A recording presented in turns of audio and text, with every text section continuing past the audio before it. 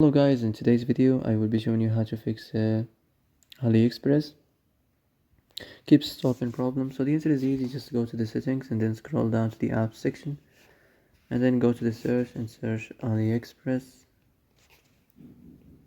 and then go to the storage, and here you will find this clear cache option. Click on it. Now you can go check it if it worked, and if it didn't, you can try to restart your phone or turn the Wi-Fi off and on, or the Bluetooth or the airplane mode. Also, you can try to clear data, but be careful. If you clear data, all these applications data will be deleted.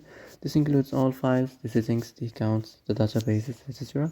So be careful if you want to clear your data.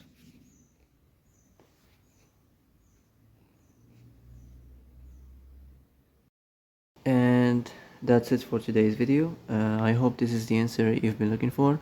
If you like this video, don't forget to like and subscribe, and see you in the next video. Thanks for watching.